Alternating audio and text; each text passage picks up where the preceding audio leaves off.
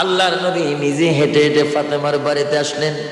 ফাতেমার বাড়িতে এসে ডাক দিচ্ছে, ফাতেমা গো, ও ফাতেমা, তুমি না আমার কলিজার টুকরা। ফাতেমা, তুমি বাড়িতে গিয়েছো, গনিমতের মাল থেকে একজন তুমি খাদেমা চেয়েছো। গনিমতের মাল তো এতিমদের জন্য, যাদের মা নাই বাবা নাই। আমি তোমার বাবা বিশ্ব নবী মুহাম্মদুর রাসূলুল্লাহ সাল্লাল্লাহু আলাইহি ওয়াসাল্লাম এখনো তো তোমার সামনে আছি, গনিমতের মাল তো তোমাকে দেওয়া যাবে না। ফাতেমা, সংসারে তোমার কষ্ট হয় এটা আমিও বুঝি, কিন্তু তোমাকে আমি আজকে একটা দোয়া শিখাই দিয়ে যাব। আমার যুবক ভাইরা দোয়াটা মনে রাখবেন, আমার বুড়ো বুড়ো বাবারা মা বোনকে দোয়াটা শিখাই দিবেন। ফাতেমা, বাড়ির মধ্যে যদি একাই কি যদি কোনো কাজ করতে না পারো, তোমার হাতে ব্যথা হয়ে যায়,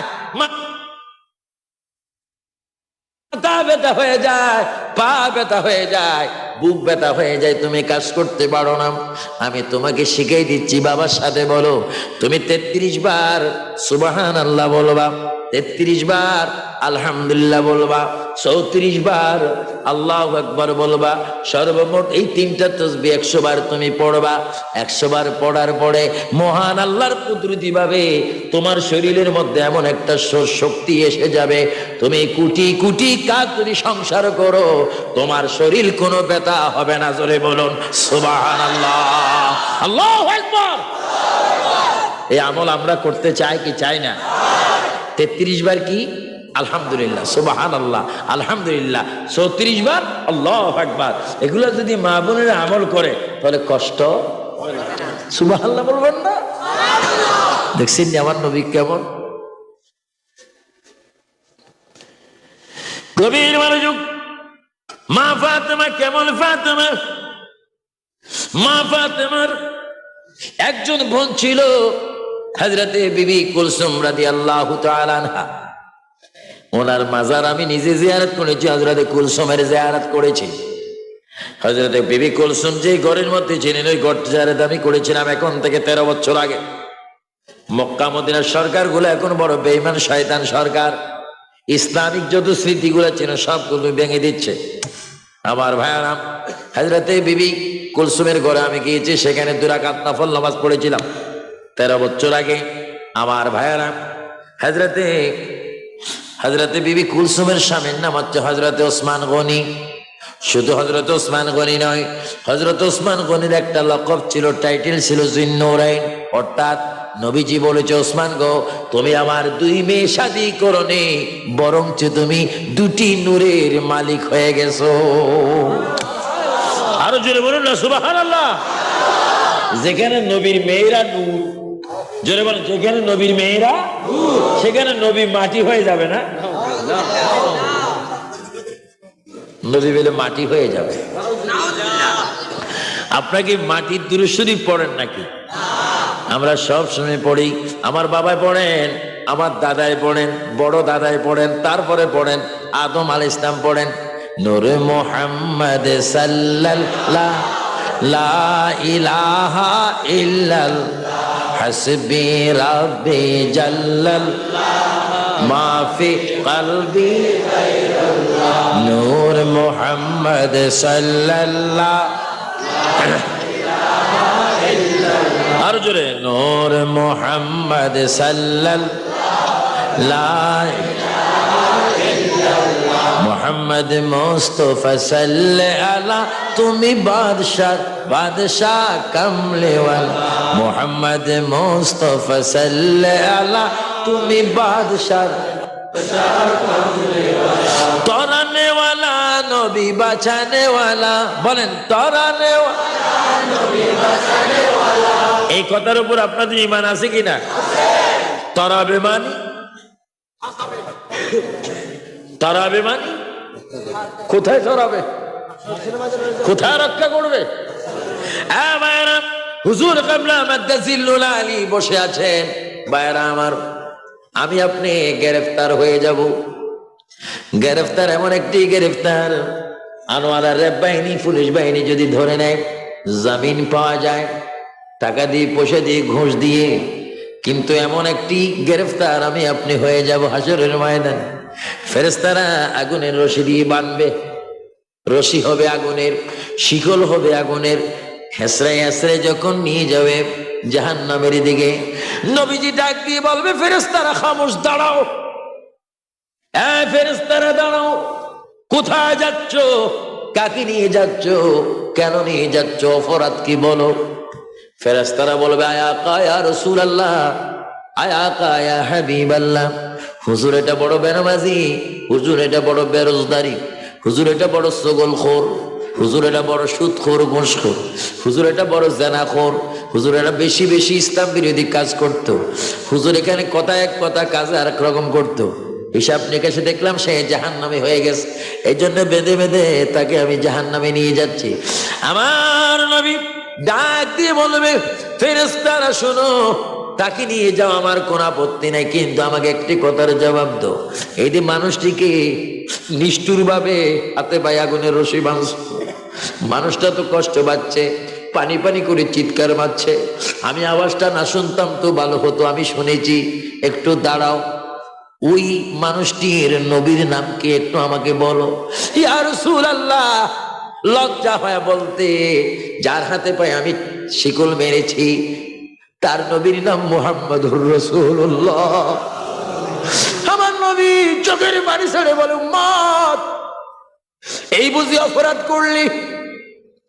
ফেরেশতারা সামনের দিকে, তিল পরিমাণ সামনের দিকে যাইও না, আমার উম্মত কি গুনাহগার না নেককার আমি নিজ চোখে দেখবো। আবার মিজানের মধ্যে চলো, যখন মিজানের মধ্যে আনবে নবীজি নিজে নিজে দেখতে পারবে উম্মতের গুনাহ বেশি, সওয়াব একেবারে নাই।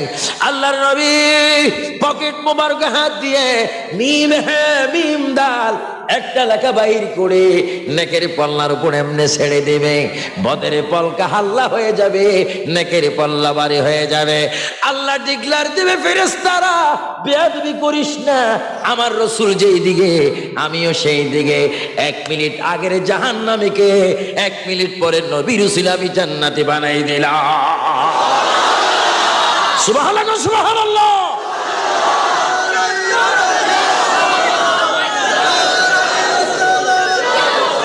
আমরা নবী চাই কি চাই না? নবী আমাদের দরকার আছে কি না? একটা সময় জোরে জোরে বলুন, ইয়া রাসূলুল্লাহ, ইয়া রাসূলুল্লাহ, ইয়া রাসূলুল্লাহ। গোসল করাইয়া কাফন পড়াইয়া, বলেন, গোসল করাইয়া রাখিবে যখন কবরে শোয়াইয়া, লয় গো কোলে গোলাম বলিয়া, ইয়া রাসূলুল্লাহ, ইয়া রাসূলুল্লাহ। অন্ধকার কবরে যখন দিবে আমাকে, বলেন সবাই, অন্ধকার কবরে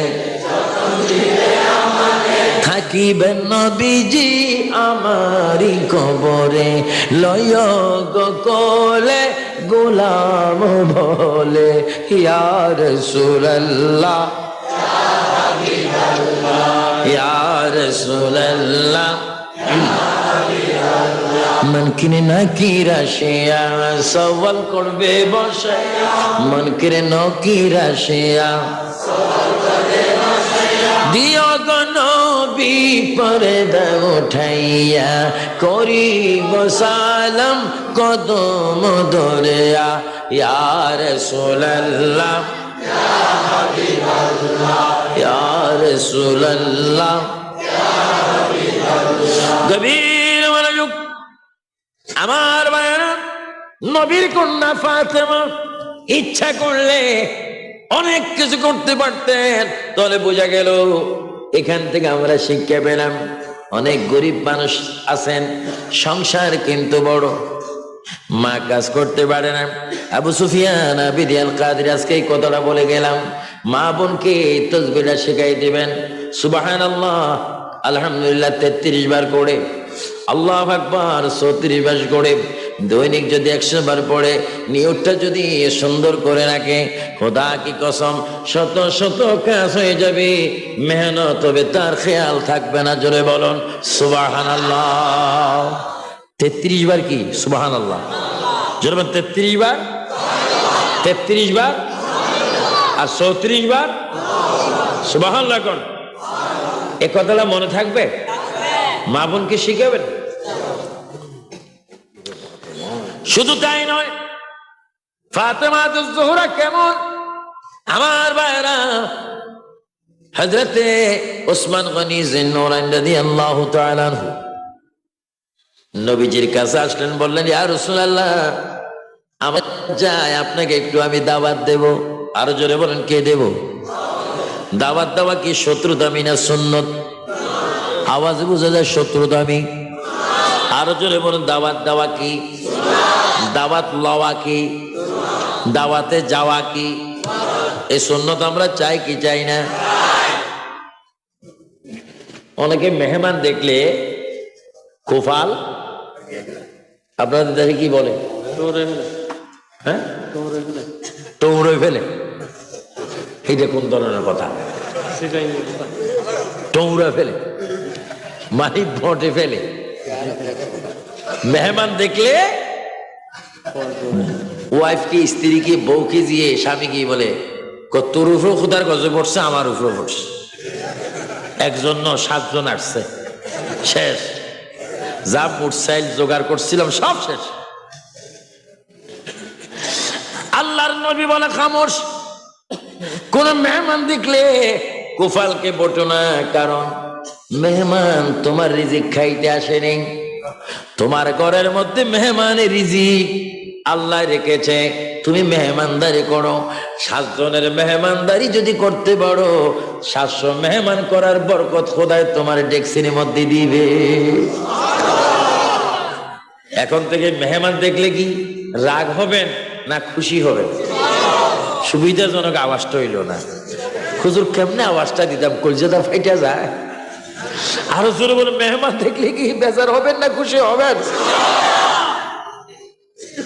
খুশি হইবে। আবার অনেকে মেহমানকে দেখলে স্ত্রী যায় ফিডে আরম্ভ করে, আমার অনার্থক ফিডিন কিনলে আসলো কেন?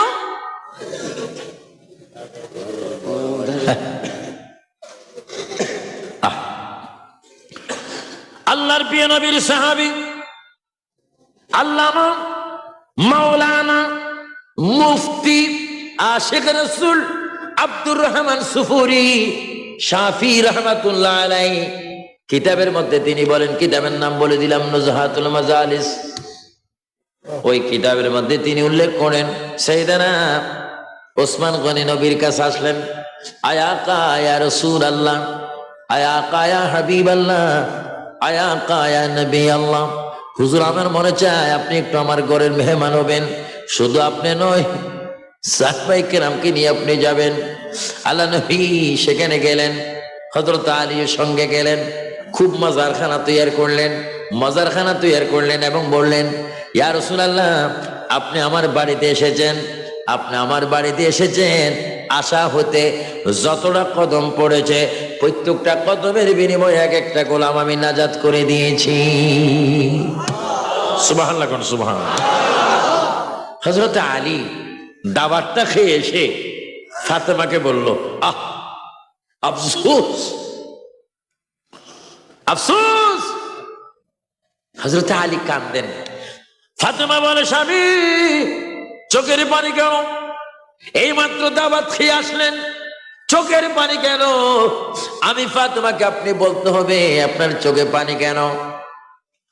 আপনি তো কাঁদতে পারেন না, চোখের মধ্যে পানি কেন? হযরত আলী জবাব দিচ্ছে, ফাতেমা গো, এই জন্য আমি কাঁদি। হযরত ওসমান গনি শানদার ভাবে একটা মেজবানি করেছেন, মেহমানদারি করেছেন, ওনার টাকা আছে, পয়সা আছে, রহমতুল আলামিনকে দাওয়াত দিয়েছেন, নবীও সেখানে গিয়েছেন।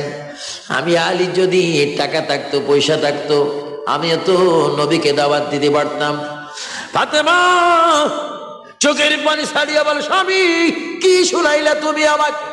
এই মুহূর্তে যাও, আল্লাহর নবীকে তুমিও দাওয়াত নিয়ে আসতে হবে। কারণ ওসমান যদি দাওয়াত খাওয়াইতে পারে, তুমিও নবীকে দাওয়াত খাওয়াইতে হবে। টাকা নাই, পয়সা নাই, কিচ্ছু নাই, আমি দাওয়াত কি করে খাওয়াবো? কই তুমি যাও। হযরত আলী কি বলল, ইয়া রাসূলুল্লাহ, আমার বাড়িতে আপনি যেতে হবে।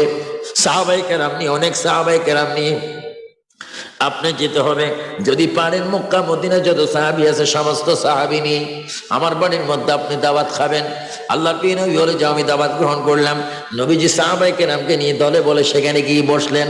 ফাতেমা চুলার উপরে খালি ডেকসি বসাইয়া নামাজের মুসল্লা লইয়া ঘরের এক কোণে যাইয়া একটা সিজদার মধ্যে পড়ে গেলেন। আল্লাহ, আমাকে তুমি বেশি ভালোবাসো, আমাকে ফাতেমা তুমি আমাকে এত মহব্বত করো। আল্লাহ, তোমার নবী তো আমার ঘরের মধ্যে এসেছে, সাহাবায়ে কেরাম এসেছে, আমার দায়িত্ব ছিল খালি পাতলি বসায় দেওয়া। তুমি আল্লাহর কাছে আমি ফাতেমার ইজ্জতের দোহাই দিয়ে বললাম, জান্নাত থেকে এই মুহূর্তে আমার ডেক্সিটা তুমি বরফর করে দাও। জোরে বলুন সুবহানাল্লাহ, আল্লাহু আকবার।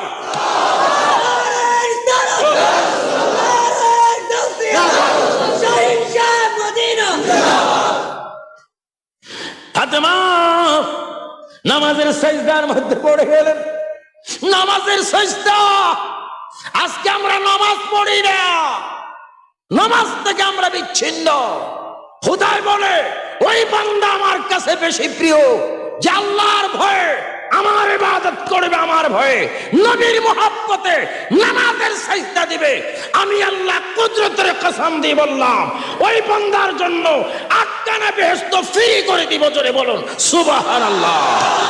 আমার আনোয়ারার ভাইয়েরা, দুই হাত তুলে বলো, নামাজ চাই কিনা, নামাজ পড়বো কিনা, নামাজ পড়তে হবে কিনা, নামাজ পড়ার জন্য হুকুম কর, আরো জোরে বলুন কর। নামাজ পড়বেন, এটা ধরে শরীফ পড়ে নেন, আল্লাহুম্মা মাওলানা মুহাম্মদ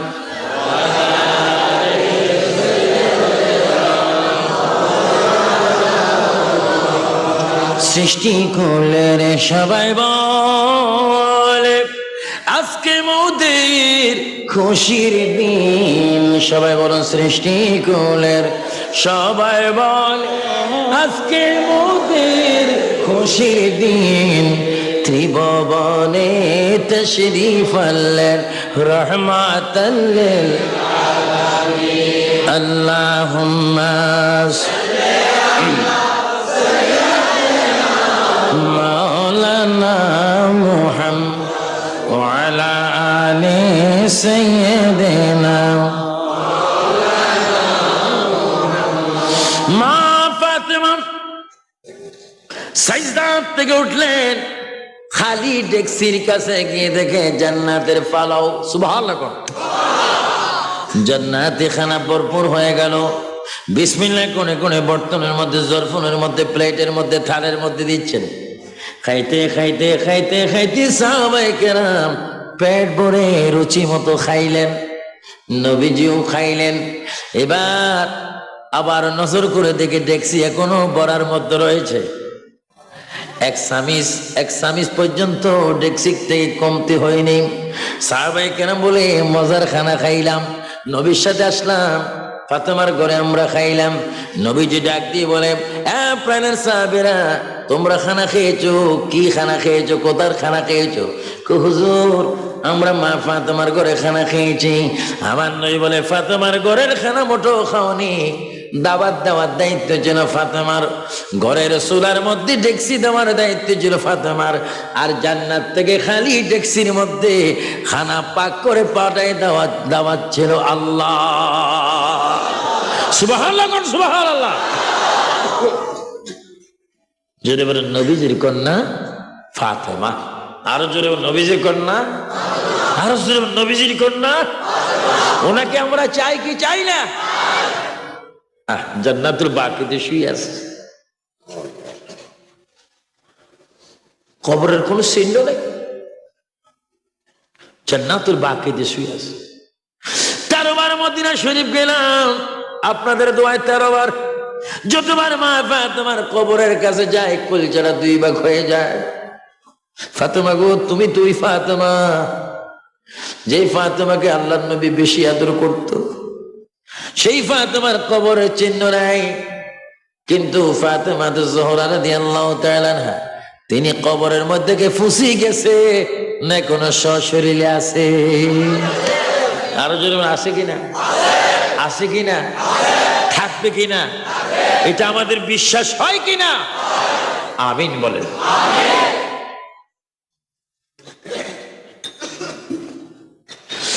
এবার মা ফাতেমা মেহমানদারি করলেন। মেহমানদারি করলে আবার সিজদার মধ্যে পড়লেন, আল্লাহ, ওসমান গনির পয়সা আছে, ওসমান গনির টাকা আছে, টাকার বিনিময়ে 100 গোলাম আজাদ করে দিয়েছি। কিন্তু আমি ফাতেমার তো কোনো পয়সা নাই, টাকা নেই। তোমার নবীর কদমে রসুল আমি তো গোলাম আজাদ করতে চাই, তুমি কেউ আমাকে সেই ক্ষমতা দিবে নাকি? নবীজি মা ফাতেমার ঘরের দরজা থাকা অবস্থায় জিবরাইল ইসলাম হাজির। সুবহানাল্লাহ, আরো জোরে বলেন সুবহানাল্লাহ। তারিখে মুহাম্মদে খুলে দেখুন জিবরাইল ইসলাম দরজার মধ্যে যখন হাজির হয়ে গেল, জিবরাইল ইসলাম মুস্কি মুস্কি হাসেন। আয়া কায়া রাসূলুল্লাহ, আমার নবী বলে, ইয়া আখি জিবরাইল, কি নতুন খবর আছে বলো? হুজুর, আল্লাহ পাক আমাকে বলেছে ফাতেমার ঘরে আপনার আসার কারণে এই ফাতেমার গোলাম আজাদ করতে চায়। আল্লাহ রব্বুল আলামিন এই মুহূর্তে ফাতেমার ঘরে আগমনের কারণে 1000 জাহান্নামীকে এই মুহূর্তে নগদ জান্নাতি বানাই দিয়েছে। আরো জোরে বলুন না সুবহানাল্লাহ। আমার ভাইরা, এটা কোন ফাতেমা? নবীজির কন্যা ফাতেমা জোহরা রাদিয়াল্লাহু তাআলা আনহা। তিনি এমন একজন নারী ছিলেন, কিন্তু বর্তমান দেশে নারী সমাজ আছে কিনা? আরো জোরে বলা আছে কিনা? মাঝে মাঝে দেখা যায় অনেক নারী চেয়ারম্যান, অনেক নারী পুলিশ, অনেক বিডিআর পুলিশ, অনেক নারী কমিশনার, বাধ্যতামূলক এখন পৌরসভার কমিশনার মহিলা হয় কি হয় না? আমার প্রশ্ন থাকবে, আমার কথা থাকবে, তুমি মহিলা পুলিশ হও আমার আপত্তি নাই, তুমি কমিশনার হও আমার আপত্তি নাই, কিন্তু একটা আপত্তি, তুমি তো মরবে, কবর কি জবাব দিবে? তুমি বড় প্রধানমন্ত্রী হয়েছে, বিরোধী নেত্রী হয়ে যাও, এটা বড় কথা নয়। মুসলমান ফ্যামিলির ঘরের কন্যা, আমাদের বাংলাদেশে 2 জন মহিলা অনেক সময় খোদাকে অনেক মানে না, নবীকে এত মানে না, তাদেরকে যা মানা মানে। আমি বুঝলাম না, যদি আপনাকে কবরের মধ্যে প্রশ্ন করা হয়, মার রাব্বুকা, আমি 19 দফার মধ্যে ছিলাম, ও আমা দীনুকা, আমি 7 দফার মধ্যে ছিলাম। ফেরেশতারা বলবে কোনো দফা নেই, 1 দফা আরম্ভ করো, ফিটাফিটি আরম্ভ করো। নাউজুবিল্লাহ, নাউজুবিল্লাহ। আমরা নবী চাই কিনা? প্রত্যেকটা মা বোন মা ফাতেমার মতো হোক, এটা চাই কিনা? আমার কথা কোনো গুসা টুসা হয়েছে কি? আমার গাড়ির গ্লাস টেলাস ভাঙি দিবে? ড্রাইভার সাহেব হুঁশিয়ারে থাকো। আহা, তো দাওয়াত দিছেন, দাওয়াতও দিছেন, চেয়ারও বসাইছেন, এটা কি? এটা কি দিছে বলেন না? বেশ, আমার হাত দিয়েও দিব, সবকিছু আপনাদের, বকাবকিও আপনার। আল্লাহ কুমর, সত্য কথা বলতে গেলে তিতাও যদি হয় বলতে হবে, নইলে বলবে সুফিয়ান এদিকে আগুনের কেচ্ছি দিয়ে তোর জিহ্বা টুকরা টুকরা করবো। মহসন ওলিয়াকে মাজারের ভিতর রেখে কোন সাহসে মিথ্যা কথা বলেছিলি? সত্য কথা বললি না কেন? আর জাহান্নামে যা। আর যদি সত্য কথা বলি, পৃথিবীর 100,000 মিলিয়ন মানুষ বিরোধী হতে পারে, নবী বলবে তুই কবর আসতে দেরি হবে, আমি তোকে নিতে দেরি হবে না। জোরে বলুন সুবহানাল্লাহ। আমরা নবী চাই কিনা?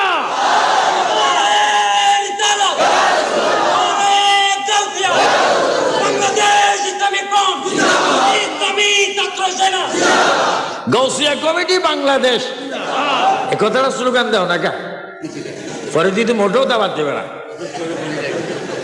জোরে বলো গৌসিয়া কমিটি বাংলাদেশ। গৌসিয়া কমিটি ইসলামী ফ্রন্ট ছাত্র সেনা, এই 3 আহলে সুন্নাত ওয়াল জামাত, এই 4টি দল হচ্ছে স্বাস্থ্য জাড়া তো বাইরের মতো। আরেকটা আছে দাওয়াত ইসলাম, আহলে সুন্নাত ওয়াল জামাতের আরেকটা বাইরে দাওয়াত ইসলাম যারা সবুজ পাগড়ি মাথার দেয় এরাও কিন্তু আমাদের।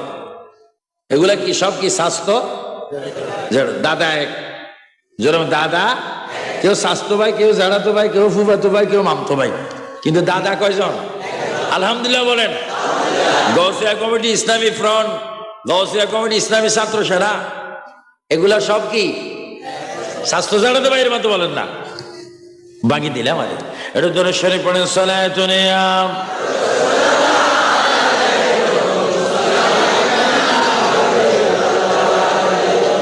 मदीना हमको पहुंचा दे खुदाया, बाऊंगा वहां सो के दरिया, सलातु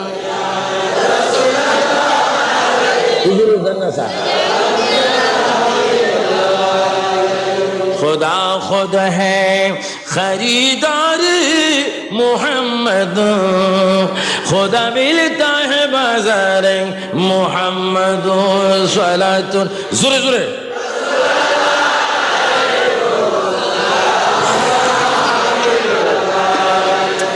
नसीमा जान बे बतहा गुजर कुन ज़े अहवालम मोहम्मद रा खबर कुन, सलातुन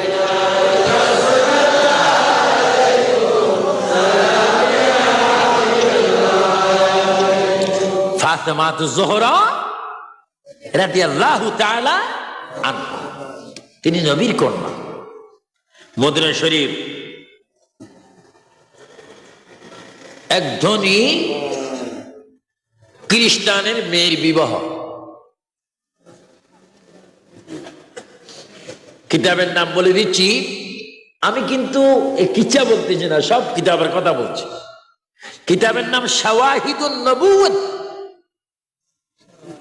আল্লামা আব্দুর রহমান জামি রাদিয়াল্লাহু তাআলা বড় একজন আশিক রাসূল ছিলেন। মদিনার এক ইহুদি বড় সুনাম ধন্য ব্যক্তি, তার মেয়ের কি বিবাহ। বড় বড় বড় বড় ধনীদেরকে, ধনীদের মেয়েদেরকে বিবাহতে কি দেওয়া হলো? দাওয়াত হলো। আর মেয়েটা একটু মা ফাতেমাকে পছন্দ করতেন। আমার ইচ্ছা হচ্ছে মুহাম্মদ রাসূলুল্লাহ সাল্লাল্লাহু আলাইহি ওয়াসাল্লামের মেয়ে ফাতেমাকে আমি একটু কি দেব? দাওয়াত দেব। সুবহানাল্লাহ, দাওয়াত দেব। একজন মহিলাকে একজন বান্ধবীকে পাঠাইলেন, তুমি গিয়ে নবীজির কন্যাকে বলবে এই পাশের যে বাড়ি, ওই বাড়ির অমুকের মেয়ে অমুক বিবাহ হচ্ছে, তো আপনি যদি একটু আসেন, তার আত্মাটা, তার মনটা খুশি হবে। মা ফাতেমা দাওয়াত নিলেন। সুবহানাল্লাহ, কি নিলেন? দাওয়াত নিলেন। কিন্তু দাওয়াত নিয়েছেন, সেখানে গিয়ে কিছু খাবেন না, কারণ বেঈমানদের হাতের বিজা তরল জিনিস খাওয়া কি হারাম।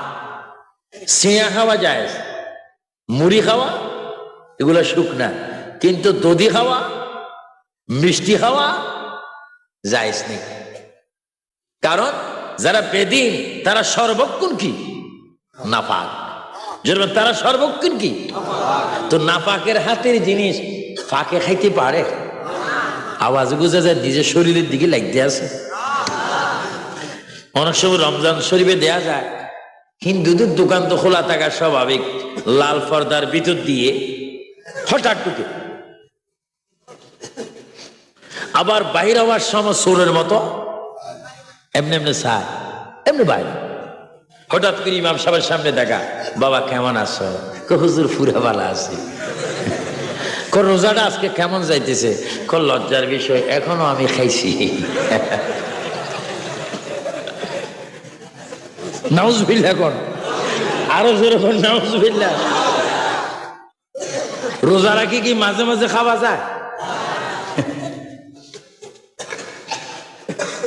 অনেকে বিড়ির টগে গুড়লিফ বেনসন, কোন রোজা থাকলে সাবাই না খাইলে সারে, টান দিলে সারে। বাথরুমে টয়লেটে যাই, খুব টানা টানতেছে, আরেকজন কি ভাই কি করতেছেন? একটু খুব দায়িত্বভাবে আছি, ওইদিকে ডেলিভারি হইতেছে, এইদিকে টান দিতে টেনশন মুক্ত করতেছি। রোজা থাকেন নাই করুন, এইগুলা করলে তো রোজা যায় না, বরঞ্চ শক্ত হয়। নাউজুবিল্লাহ কর। 20 পয়সার বিড়ি, 2.5 টাকার সিগারেট, এই এই এই লোভে টগে রোজা শেষ। আল্লাহর নবী বলে, উম্মত শোনো, নামাজ যদি তুমি পড়ো, নামাজের বিনিময়ে জান্নাত পাবে। নামাজ আল্লাহ পাক কবুল করতেও পারে, না করতে পারে। মোটা দাগের অঙ্কের যাকাত যদি দাও, যাকাত কবুল হতেও পারে, নাও হতে পারে। তুমি যদি সদকা দাও, কবুল হতে পারে, নাও হতে পারে। কিন্তু রোজা যদি তুমি আল্লাহর জন্য থাকো, রোজা যদি তুমি আল্লাহর জন্য থাকো, এই রোজা কি হবে তুমি জানো নি? আসসালামুলি ওয়ানা আযবি, বান্দারে শোনো, এই রোজা যদি তুমি থাকো, আল্লাহ রাব্বুল আলামিন তোমার নাম ধরে ধরে ডাক দিয়ে বলবে, হে রোজদারি বান্দা এদিকে আয়। তুমি রোজা ছিলা আনোয়ারা থানার মধ্যে, আমি আল্লাহ নিজে আসলাম তোমার সাথে দেখা করতে। সুবহানাল্লাহ, সুবহানাল্লাহ। আমরা আল্লাহ দেখা চাই কি চাই না? 2 হাত ধরে বলো, চাই কি না? আমরা দেখতে চাই কাকে? আরো জোরে বলো, কাকে? রোজা আমরা চাই কি চাই না? হাত নামান। আমরা রোজা চাই, রোজা চাই।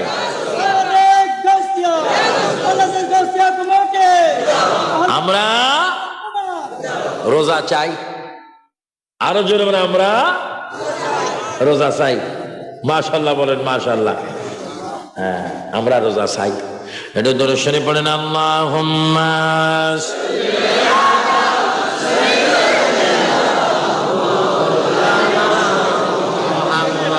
ওয়া আলা আলি সাইয়্যিদিনা।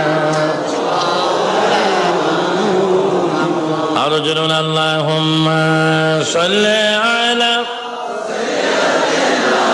মাওলানা। আল্লাহ বই ইমাম আব্দুল মানাওয়া দাদা হো গए মাওলানা। মাশাআল্লাহ, সবাই কোন মাশাআল্লাহ। আর একটু আস্তে বলবেন, ফ্যান্ডলের বাইরে যেন আওয়াজটা না যায়। মাশাআল্লাহ, ইনশাআল্লাহ, আলহামদুলিল্লাহ। এইমাত্র আমার আদরের ভাই মাওলানা ঢাকা থেকে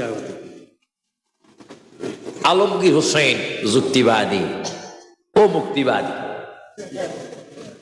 উনি শুধু যুক্তিবাদী নয়, মুক্তিবাদীও। কিন্তু একটা আছে শুধু যুক্তিবাদী, আন্তর্জাতিক এই সেই। এটার আমি লন্ডনে ধরছি, তুমি যুক্তিবাদী হয়েছ, আসল কথা বলো না কেন? কয় মালের দরকার। হ্যাঁ, তোর বলো জানার বাড়ি। আর আমাকে বলে আপনার মালের দরকার নাই, আমি কই আমার রসুলের দরকার। সুবহানাল্লাহ জোরে বলেন। বেশি মালের চিন্তা করলে বাম হাতে যদি একটা সই মারি 20 কোটি টাকা, টাকা ঘুরে ধরতে জানলে আসবে। এই দেখি টাকার ভিতরে জাহান্নাম।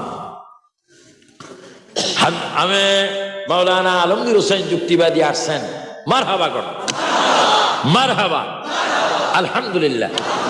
আল্লাহ তার বয়ান সকলকে শোনার তৌফিক দান করুন। আমার ওয়াজ শেষ না তো, ওনার আগমন হয়েছে তো আমার শেষ হয়েছে। হ্যাঁ, আরো কয় ঘন্টা দেখছেন? এমন একটা জোশের কথা, কথাটা একেবারে মিশা।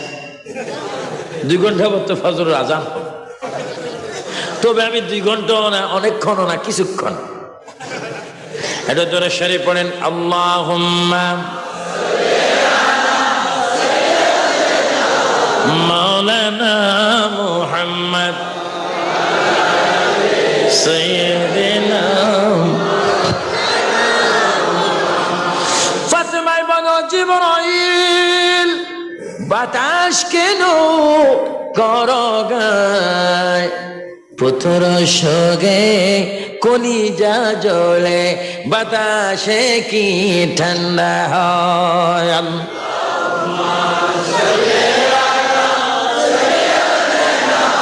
মাওলানা মুহাম্মদ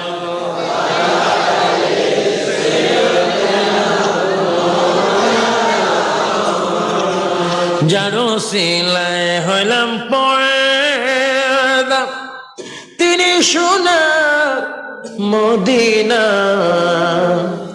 নবীজি কে না দেখায়া, বলেন নবীজি কে না দেখায়া কবর দেশে নিও না।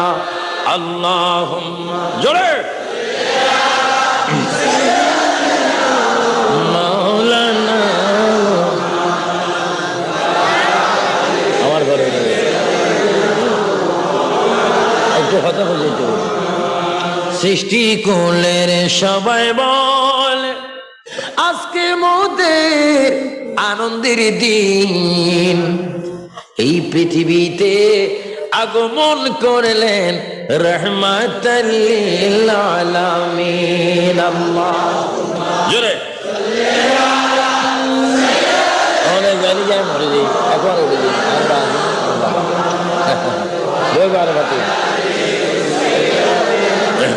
এবার নাম শুনলেন নরমজে। গভীর মনোযোগ আমার ভাইয়েরা, সুন্নি ভাইয়েরা, সেনানি ভাইয়েরা, গাউসিয়া কমিটির ভাইয়েরা, ফ্রন্টের ভাইয়েরা, আশিক রাসূল ভাইয়েরা, আমার মুহসিন বাবার খাদেমেরা, শত শত ভাইয়েরা শোনেন। হযরতে ফাতেমাকে দাওয়াত দেওয়া হলো ইহুদির বাড়িতে, ধনীর বাড়িতে। ধনী বড় ইহুদি, শাড়ি বড় দামি, তাদের বাড়িতে দাওয়াত দেওয়া হলো। খাতুনে জান্নাত দাওয়াত গ্রহণ করলেন। দাওয়াত গ্রহণ করার পরে তিনি হঠাৎ করে নিজের দিকে নিজে চাইলেন, হায় হায় আফসোস, আমি তো বড় ভুল করেছি, কারণ ইহুদির বাড়িতে বড় বড় ধনীদের মেয়ে আসবে, আমি তো হচ্ছি গরিব ব্যক্তি, গরিব। আমার পড়ার মধ্যে শাড়ি আছে, নিরস শাড়ি, দামি শাড়ি নেই, কিছু শাড়ি নেই, দামি নেই। আমি কি করে ধনীর বাড়িতে যাব? কি করে আমি ধনীর বাড়িতে যাব? এই কথা বলে তিনি ঘরের দরজা বন্ধ করে দিলেন। খেজুর পাতার ঘরের দরজা। আল্লাহু আকবার বলেন, আল্লাহু আকবার। দরজা কিসে? খেজুর পাতা, খেজুর পাতা, খেজুর পাতা ঘরের দরজা। আর আমরা কোন রকমের 10 লাখ টাকা যদি জমাইতে পারি, সেগুন গাছ রাঙ্গামাটির থেকে যে কোনো ভাবে হোক, 1 নম্বর আর 2 নম্বর হোক, গাছের টুকরা এনে দরজা কি আবার দেখায় আমাদেরকে, হুজুর এই দেখেন বক্স কাট, কত সুন্দর ফ্রেশ দরজা, দাম কত? 20,000 টাকা। আর দরজা বলতেছে ব্যাক করলে আমি দরজা তো তোকে আটকাই রাখতে পারবো না, একদিন এই দরজা দি ডাইরেক্ট কবরস্থানে যাবি, কেউ আটকাতে পারবে। নবীজির কন্যা ফাতেমা আমি কুফা শহরে দেখেছি। কুফার মধ্যে যখন আমি গেলাম, মা ফাতেমার ঘরে আমি 2 রাকাত নামাজ পড়লাম নফল। 2টা চকি পিঠা আমি দেখলাম মাথার মধ্যে নিয়ে, এগুলো আমি নিয়ে কতক্ষণ ঘুরলাম। ছোট্ট ছোট্ট ফিরা কুফা শহরে, এই ছোট্ট ফিরার মধ্যে হযরত ইমাম হাসান হোসেন বসে বসে কোরআন হাদিস পড়তেন। জোরে বলুন সুবহানাল্লাহ, আল্লাহু আকবার।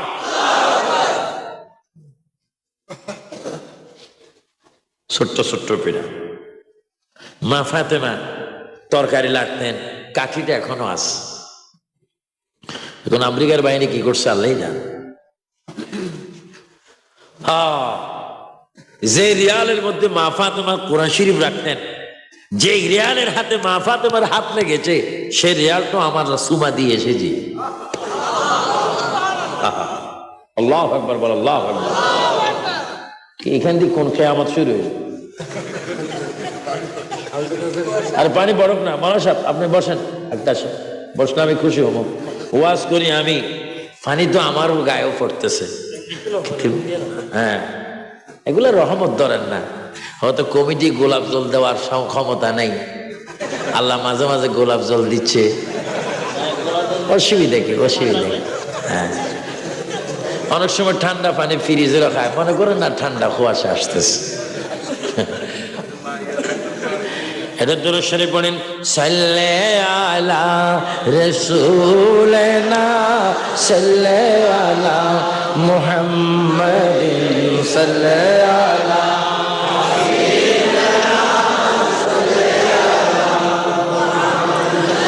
من تو شدم تو من شدی من تن شدم تو جا شدی تا کس نگو ید بعد ازی من دیگرم تو دیگری صلی علی صلی علی محمد صلی علی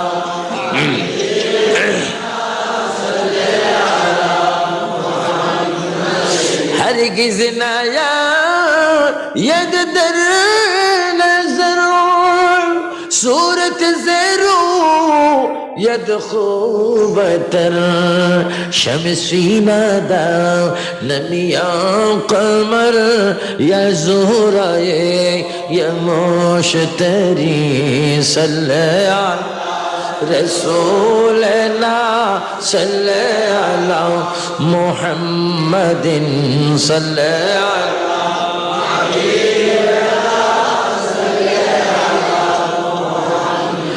মা ফাতেমা চোখের পানি ফেলে ফেলে ঘরের ভিতরে সিজদায় পড়ে পড়ে কান্দে, সিজদায় পড়ে পড়ে কান্দে। আল্লাহ, আমি ধনী ব্যক্তির বাড়িতে দাওয়াত দিলাম, কিন্তু যাবার মতো যে যোগ্যতম পোশাক আমার গায়ের মধ্যে নাই। আল্লাহ, আমি এখন কি করি? আল্লাহ রাব্বুল আলামিন জিবরাইল ইসলামকে ডাক দিয়ে বলে, জিবরাইল, জিবরাইল, আমার নবীর কন্যা ফাতেমা ঘরে বসে বসে কান্দে, ওয়াদা দিয়েছেন দাওয়াতে যাবে বলে, কিন্তু সিরা পোশাক নিয়ে কিভাবে যাবে? এই জন্য আমি আল্লাহর কাছে কান্দে। জিবরাইল, জান্নাতুল ফেরদাউস থেকে যেটা দামি শাড়ি, ওই শাড়িটা তোমার মাথার মধ্যে করে ফাতেমার কাছে লইয়া যাও। ফাতেমার কাছে যাইয়া আমি আল্লাহর সালাম দিবে এবং জান্নাতি শাড়িটা ফাতেমার হাতে দিয়ে আসবে। জোরে বলুন সুবহানাল্লাহ।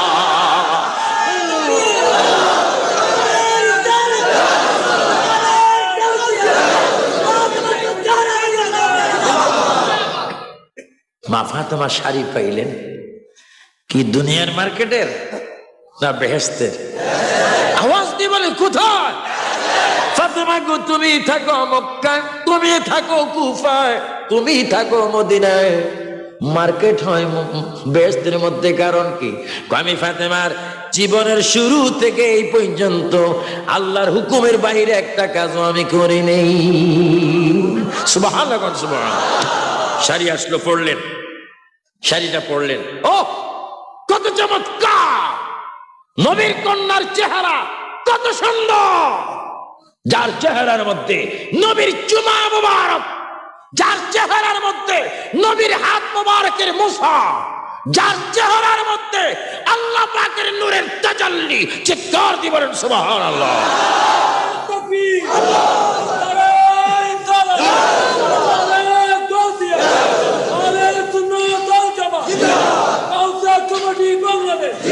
গভীর মনোযোগ আমার ভাইয়েরা,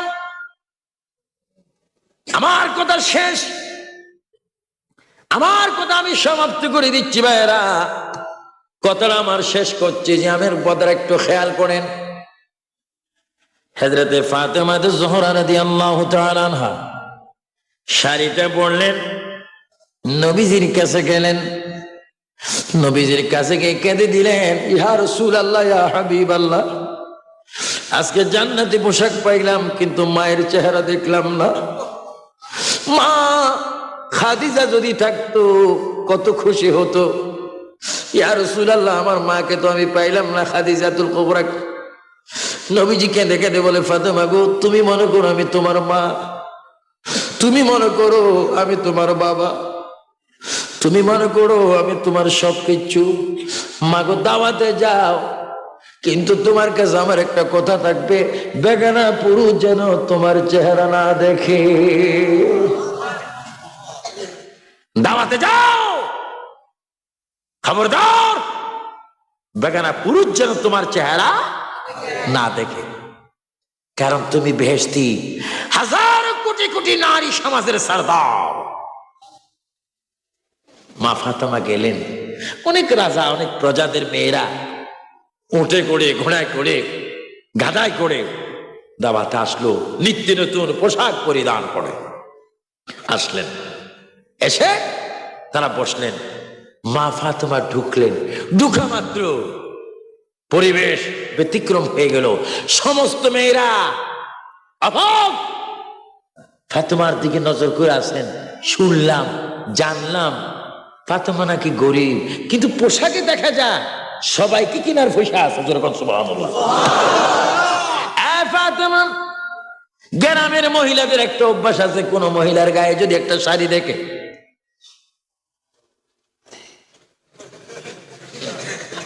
কত দিয়ে আনছেন? 700 টাকা। আমার স্বামীর চোখে খোদার গজব পড়ছে।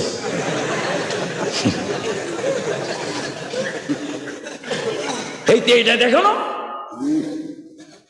এখন যাই তোর ওই কি ওই ঘরে আসছে 700 টাকা, কত সুন্দর, তোমার চোখে খোদার গজব পড়ছে, তুমি আনতে পারলে। এটা কিছু কিছু মহিলাদের এরকম রুচি বদভ্যাস আছে, মাশাআল্লাহ আছে।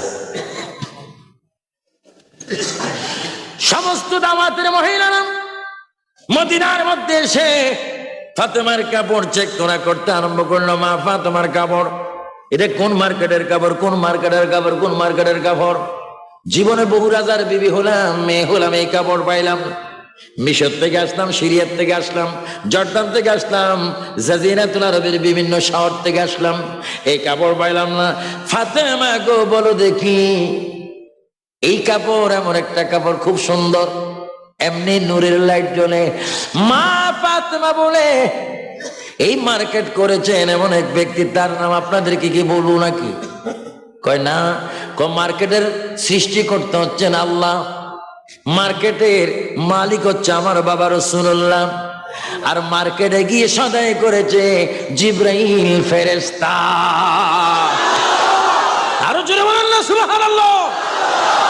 মার্কেটের সৃষ্টিকর্তাকে আরো জোরে বলেন কে?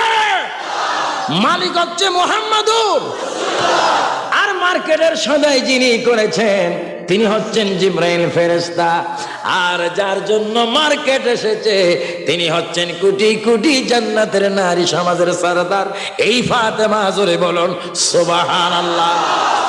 ওই মহিলারা কেঁদে কেঁদে বলে, মা, ও মা ফাতেমা, আর দেরি করো না রে ফাতেমা, কোন ইবাদতের কারণে তুমি জান্নাতি মার্কেট পেয়েছো? আল্লাহকে বিশ্বাস করেছি, আমার বাবা নবীর উপর ঈমান এনেছে, কোরআনের উপর ঈমান এনেছে, আখিরাতের উপর ঈমান এনেছে, কবরের উপর ঈমান এনেছে, আলমে বারযাখের উপর ঈমান এনেছে, কল কদর খাইরি ওয়া শাররি মিনাল্লাহি তাআলা, তাকদীরের ভালো মন্দের উপর ঈমান এনেছে। এই জন্য আমি জান্নাতি শাড়ি পেয়েছি। ওইখানে প্রায় শতাধিক মহিলা কেঁদে কেঁদে বলে, ফাতেমা গো, আমাদেরকে গোসল করার সুযোগ দাও, আমরা পড়ে দেব লা ইলাহা ইল্লাল্লাহ মুহাম্মাদুর রাসূলুল্লাহ। আল্লাহু আকবার বলেন, আল্লাহু আকবার। আমার মা বোন পর্দানশীল হোক, এটা আমরা চাই কি চাই না? একেবারে শেষ কথা, কয়েক মিনিট। সেটা কি? তিনি দুনিয়ার থেকে চলে যাচ্ছেন। যদি বলে তিনি দুনিয়ার থেকে, আমার বাবা জান কেবলা অনেক আগের থেকে চলে যাওয়ার কথা, জোর করে বসা রাখছে। কারণ আল্লাহর ওলিদেরকে আমি বেশি বেশি ভয় করি এবং বেশি বেশি কাছে রাখি। ওনাদের একটা নজরে যদি আমরা বসতে পারি, বেরিয়া ইবাদত সওয়াব। সুবহানাল্লাহ করেন। বেরিয়া বেরিয়া বেরিয়া ইবাদত কি, এটা অন্য সময় বলা যাবে। গৌসুবাগ নবীজির কোল মোবারক উঠতে চায় কি চায় না? নবীজি বলে, আব্দুল কাদের, এই দেখ, রওজা মোবারক থেকে হাত বাহির করে দিলেন। সুবহানাল্লাহ করেন। হুজুরে গৌসুবাগ বলে, ইচ্ছা মতো আমি হাতে সুমা খাইলাম। ওই দিন মদিনা শরীফ 50,000 হাজি ছিল, তারাও বলে হুজুরে গৌসে পাকের সাথে আমরাও নবীর হাত মোবারকের জিয়ারত করলাম। ওলি আল্লাহ থেকে সাইতে জানলে পাওয়া যায় কি যায় না? এখন তো সাইতে আসে বোমাবাজি করতে, বোমা মারে বোমা। আহা, বোমা মারতেছ হাসরের ময়দানে দিয়ে কি হবে আমি বুঝলাম না কিছু। আল্লাহ পাক এই সমস্ত বোমাবাজির থেকে, সন্ত্রাসের থেকে, শয়তান থেকে, লুসামির থেকে, গুন্ডামির থেকে, ফাইজলামির থেকে, রাষ্ট্রীয় বিরোধী কাজ থেকে সুন্নি মুসলমানের ইমানকে যেন আল্লাহ হেফাজত করে। উচ্চ স্বরে বলেন আল্লাহুম্মা আমিন। একটু সবাই জোরে জোরে বলেন, সোনারে মদিনা আমার প্রাণের মদিনা। জোরে বলেন, সোনারে মদিনা। সব বলিব কিন্তু তোমায় বলতে পারি না, সব বলিব কিন্তু তোমায় বলতে পারি না। আর একটু জোরে, সোনারে মদিনা আমার সব বলিব কিন্তু তোমায় বলতে পারি না, সব বলিব কিন্তু তোমায় বলতে পারি না। এই কথাটা সবসময় কি রাখবেন? মনে রাখবেন। সোনার মদিনা সব বলিব, সব বলিব, কিছুই মনে রাখবো না, শুধু মনে রাখবো তোমাকে। সুবহানাল্লাহ। খাতুনে জান্নাত ফাতেমা জোহরা রাদিয়াল্লাহু তাআলা দুনিয়া থেকে চলে যাবেন। ডাক দিয়েছেন কাকে? আল্লাহকে। আল্লাহ, এ মাওলা, জীবনে ফাতেমার চেহারা বেগানা পুরুষ দেখে নেই, আমাকে সাবজেক্টের মধ্যে কথা বলেছে। আল্লাহ পাক ফাতেমার রূহকে কবজ করেছে। আমার ভাইয়েরা, হযরতে ফাতেমা ইন্তেকালের আগে তিনি আল্লাহকে ডাক দিলেন আল্লাহ। সবাই তিনবার বলেন আল্লাহ। আরো জোরে বলেন আল্লাহ আল্লাহ। মা ফাতেমা ডাক দিলেন রব্বুল আলামিন, আমার জানা মতে বেগানা কোন পুরুষ আমার চেহারা দেখে নেই। যদি আজরাইল আলাইহিস সালাম আমার রূহ নেয়, আজরাইল তো আমার জন্য বেগানা। আজরাইল আমার জন্য কি? আজরাইল তো আমার জন্য বেগানা। আজরাইল যদি আমার চেহারা দেখে আমি তোমাকে কি জবাব দেব? হ্যাঁ মাওলা, রুহুর মালিক যখন তুমি, আমার রুহুটা নিব তুমি। আজরাইল যেন আমার রুহুটা না নেয়। যদি আজরাইল আমার রুহু নেয় আমি বেপরদাসীন হয়ে যাব। তুমি আমার রুহুটা নিও। আওয়াজ হলো ফাতেমা গো, আমি দিলাম তোমাকে, নিব তোমাকে। ফাতেমার সাথে কথাবার্তার শক্তি হয়ে গেল। মা ফাতেমা জোহরা রাদিয়াল্লাহু তাআলা আনহা নিজের স্বামী হযরত আলীর পায়ের মধ্যে পড়ে গেলেন। স্বামী গো, আমি নবীর কন্যা হিসেবে আমাকে অনেক ইজ্জত আপনি করেছেন। তুই জায়গায়, তুমির জায়গায় আপনি আমাকে আপনি আপনি বলেছেন নবীর মেয়ে হিসাবে। কিন্তু স্বামী গো, আপনি যতটুকু ইজ্জত আমাকে করেছেন আমি ততটুকু ইজ্জতের নয়। ও প্রাণের স্বামী, হয়তো আমি অনেক অন্যায় করেছি, আমাকে মাফ করে দিবেন। আপনাকে একটি কথা বলে যাই, আমি যদি মারা যাই রাত্রির অন্ধকারে আমাকে কবর দিবেন, কোন বেগানা পুরুষ যেন আমাকে না দেখে। জোরে বলুন সুবহানাল্লাহ। আল্লাহু আকবার।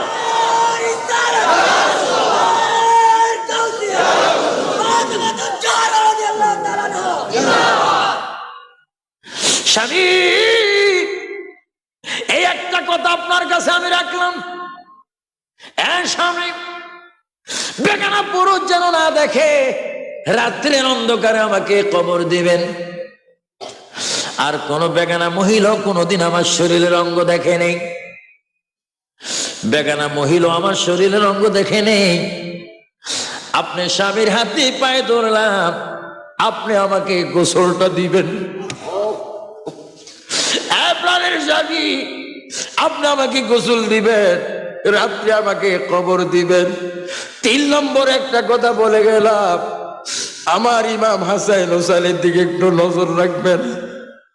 আমি জীবনে মা হইয়া এই 2 ছেলেকে একটা থাপ্পড় আমি জীবনে দেইনি, কারণ তাদেরকে আমি খুব ভালোবাসি। আমার ছেলেরা যেন কোনো কষ্ট না পায়। হযরত আলী বলে, ফাতেমা গো, তোমার 3টি দাবি আমি রাখবো, যদি তুমি আমার দাবি রাখো। ওই প্রাণের স্বামী, আপনার দাবি কি? ফাতেমা, তোমাকে জান্নাতুল বাকি কবরস্থানে যখন শোয়াই দেব, আমি আলীর ঈমান ও আকীদা রয়েছে, নবীজি রওজা মোবারক থেকে তোমার কবর আসবে। নবীজি রওজা মোবারক থেকে যখন তোমার কবর আসবে, তুমি আমাকে একটু ওয়াদা দাও, কবরে যাওয়া মাত্র নবী যখন তোমার কবর আসবে, আমি আলীর সালাম আমার নবীর কাছে তুমি পৌঁছাইবে কিনা জোরে বলুন সুবহানাল্লাহ। আল্লাহু আকবার। নবী কবরে আসার ক্ষমতা আছে কিনা?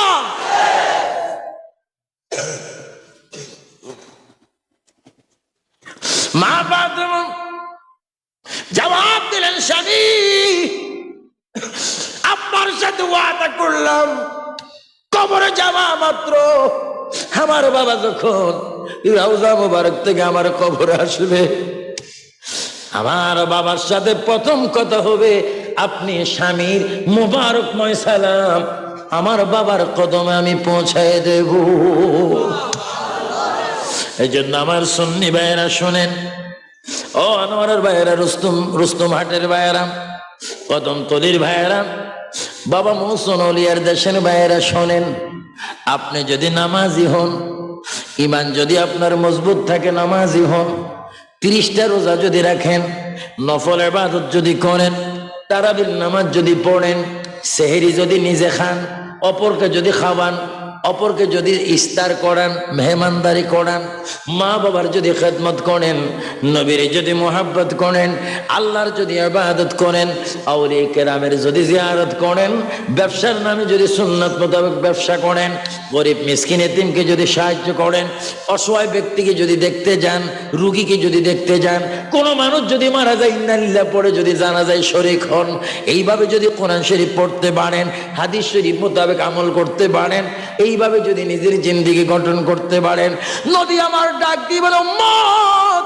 ফাতেমা আমাকে জান্নাতুল বাকিতে আমার মেয়ে ফাতেমা আমাকে কবরের মধ্যে দেখেছে, কিন্তু আমি নবী ওয়াদা দিলাম, তোমরা আমার আশিক উম্মত, তোমরা যদি সত্যিকারের আমার আদর্শ নিয়ে মাটির নিচে কবরের ভিতরে আসতে পারো, তোমাদের লাশটা কবরের মাটিতে লাগার আগে আমি মদিনার থেকে যাইয়া আমার কোলে তুলে নিয়ে মজরে বলুন সুবহানাল্লাহ।